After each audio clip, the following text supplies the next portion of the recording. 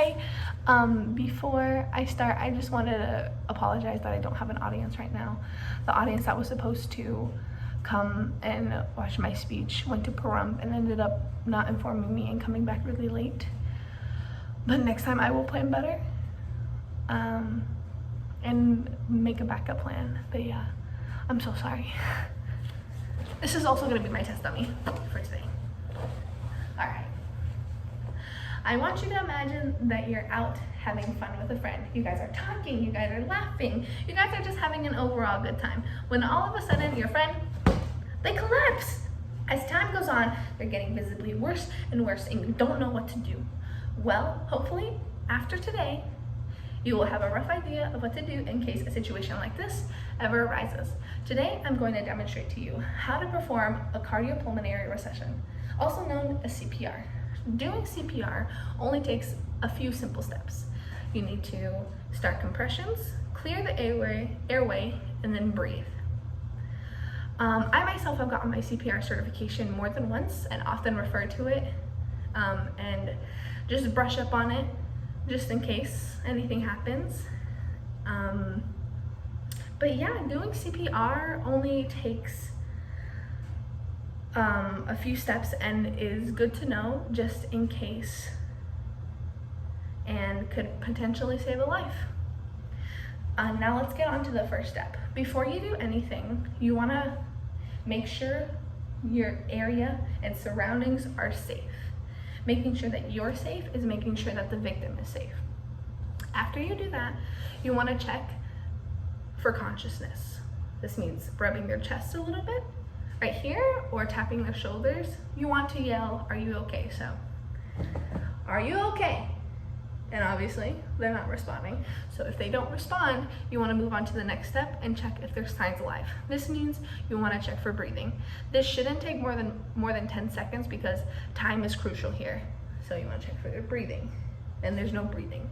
So now that you've checked the breathing, it's time to start compressions. When starting compressions, you want to first make sure that your hands are in the right position. This means taking your non-dominant hand with fingers spread apart and then interlocking it with your dominant hand like this. So you see how they're crossed like this. Next, now that you have the right hand position, you want to locate the lower breastbone. Around right here is a good place. Once you do that, you want to make sure that your body is in the right stance. So you want to have your elbows locked. This is beneficial because if they weren't locked, all the pressure of you, all your compressions would go to your elbows rather than your victim. Next, you want to make sure that your knees are hip width distance. And then now that you have the correct formation, it's time to begin compressions. When doing compressions, there's a few things you want to make sure of. You want to make sure that your compressions are going 2 inches deep. Often you might break a rib or crack a rib. That's okay compared to losing a life. So you should be going about 100 beats per minute. A good way to know that you're going 100 beats per minute is going to the beat of Staying Alive, ironically enough. So,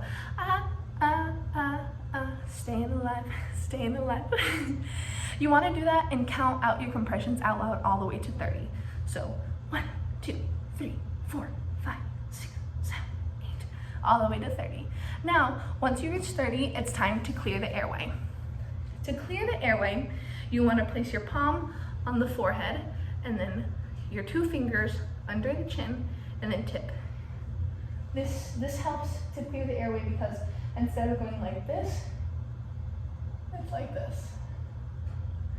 Once you've cleared the airway, it's time to breathe.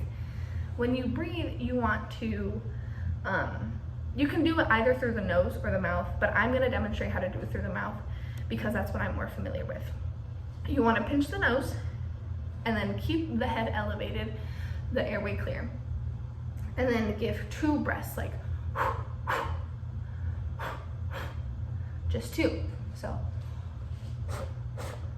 the chest will rise And then once you see that, you want to start compressions all over again and do the whole process over.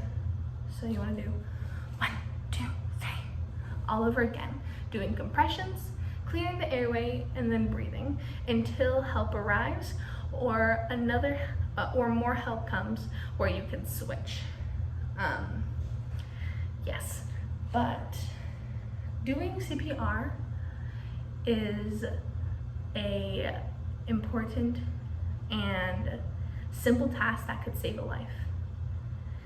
Thank you for listening to my speech. I really appreciate it, and I look forward to listening to the rest of yours. Thank you.